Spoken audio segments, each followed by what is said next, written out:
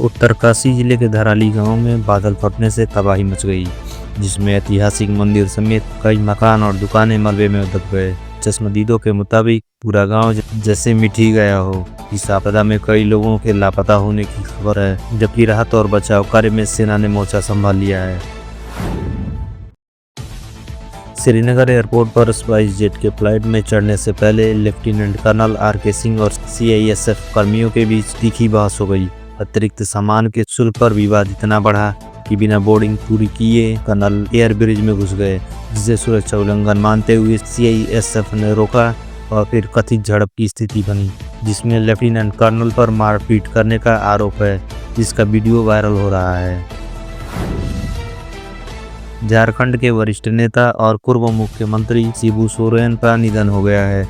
उनके बेटे और मुख्यमंत्री हेमंत सोरेन ने इसे झारखंड की आत्मा का स्तंभ खो जाना बताया और भावुक होकर कहा, पिता का वचन हर हाल में निभाएंगे। जम्मू कश्मीर और बिहार के पूर्व राज्यपाल सत्यपाल मलिक के निधन पर कांग्रेस अध्यक्ष मल्लिकार्जुन खड़गे, राहुल गांधी सहित कई नेताओं ने दुख जताया। उन्होंने सोशल मीडिया के जरिए उनके योगदान को याद करते हुए श्रद्धांजलि दी। राजस्थान के जैसलमेर में डीआरडीओ गेस्ट हाउस के मैनेजर महेंद्र सिंह को आईएसआई के लिए जासूसी करने के आरोप में गिरफ्तार किया गया है। पुलिस जांच में सामने आया है कि वह वर्षों से सैन्य गतिविधियों में संवेदनशील जानकारी पाकिस्तान को भेज रहा था। बड़ोदरा में टूटे पुल पर पिछले 24 दिनों से लटका टैंकर हटाया नहीं जा सका है। अब उसे हटाने के लिए पहली बार एयर लिफ्टिंग बैलून तकनीक का इस्तेमाल किया जाएगा, जिसके लिए सिंगापुर से विशेषज्ञों की टीम बुलाई गई है। सम्राट चौधरी ने राजद और कांग्रेस पर निशाना साधते हुए कहा कि एक पार्टी क्रेडिट खोर है तो दूसरी क्रेडिट चोर। दोनों विकास के मुद्दे पर जनता को गुमराह करते हैं। छत्तीसगढ़ के राजनांदगांव जिले में एक बैंक कर्मचारी उमेश गोरले ने करोड़ों की ठगी कर डाली। वह फर्जी लोन और ग्राहकों के खातों से पैसे निकालकर उन्हें अपनी पत्नी के अकाउंट में ट्रांसफर करता था। पुलिस ने दोनों को गिरफ्तार कर लिया है।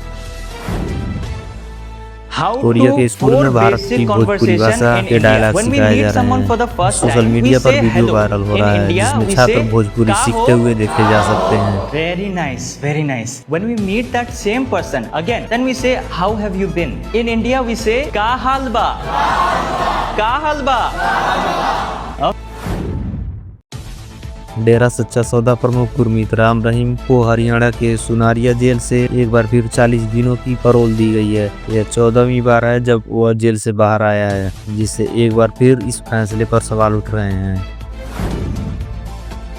आप नेता सत्येंद्र जैन को कोर्ट से बड़ी राहत मिली है। भ्रष्टाचार के एक मामले में उन्हें क्लीन चिट मिली है। 4 साल की जाँच में सीबीआई कोई ठोस साक्ष्य नहीं जुटा पाई है।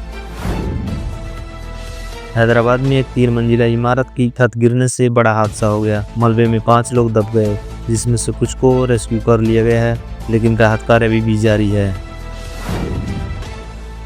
बक्सर में गंगा नदी खतरे के निशान को पार कर चुकी है। पानी हर घंटे 1 सेंटीमीटर बढ़ रहा है, जिससे कई गांवों का संपर्क टूट गया है और लोगों को सुरक्षित स्थानों पर ले जाया जा रहा है। दिल्ली के लाल किले में 5 बांग्लादेशी नागरिकों द्वारा अवैध प्रवेश की कोशिश के बाद सुरक्षा चूक उजागर हुई। इस मामले में 7 पुलिसकर्मियों को सस्पेंड कर दिया गया है। ब्राजील के पूर्व राष्ट्रपति बोल्सोनारो को तख्तापलट की साजिश के आरोप में हाउस अरेस्ट किया गया है। वहीं डोनाल्ड ट्रंप ने उनके पक्ष में बयान दिया है, जिससे अंतर्राष्ट्रीय राजनीति में हलचल मच गई है। उत्तर प्रदेश के कासगंज में एक युवक को प्रतिबंधित मांस ले जाने के शक में कुछ लोगों ने बेरहमी से पीट दिया। यह घटना गंभीर सामाजिक चिंता को जन्म देती है। कर्नाटक के एक धर्मस्थल में एक सनसनीखेज दावा सामने आया है, जहां एक शख्स ने कहा कि उसे वर्षों पहले बलात्कार पीड़ित महिलाओं के शव दफनाने को मजबूर किया गया था। यह दावा जांच के घेरे में है। रूस यूक्रेन युद्ध के बीच यूक्रेन ने भारत पर अप्रत्यक्ष रूप से आरोप लगाया है कि रूस द्वारा किए जा रहे हमलों में इस्तेमाल हुए ड्रोन में भारतीय पुर्जे शामिल हैं। भारत सरकार ने इस पर अभी प्रतिक्रिया नहीं दी है। राज्यसभा में मल्लिकार्जुन खड़गे और उपसभापति के बीच तीखी बहस हुई। खड़गे ने आरोप लगाया कि सदन में विपक्ष की आवाज दबाने के लिए सीआईएसएफ के जवान तैनात किए गए हैं, जो संसदीय परंपराओं का उल्लंघन है।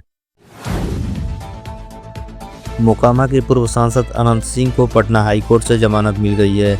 वह सोनू मोनू गैंग के साथ गैंगवार मामले में जेल में थे। भारतीय सेना के पूर्वी कमान ने 1971 की एक अखबार क्लिप ताजा कर दावा किया कि अमेरिका ने 1954 से 1971 के बीच पाकिस्तान को 2 अरब अमेरिकी डॉलर से अधिक के हथियार दिए थे।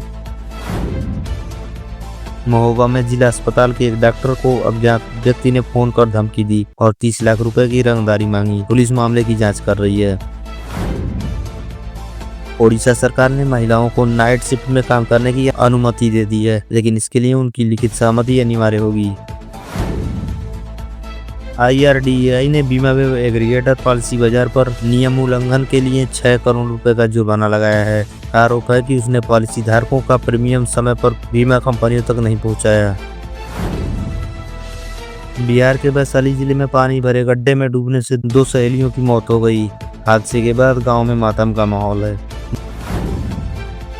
मऊगंज मध्य प्रदेश में एक गिरा हुआ घर देखकर चोर पटवारी बनकर अंदर घुस गए और निरीक्षण के बहाने जेवरात और नकदी लूट ले गए। ये चोरी की अनोखी शैली चर्चा में है। पंजाब के दिवंगत सिंगर सिद्धू मूसेवाला की मूर्ति पर फायरिंग हुई है। उनकी जिम्मेदारी लॉरेंस बिश्नोई गैंग ने ली है। सिंगर की मां ने सरकार से सख्त कार्रवाई की मांग की है।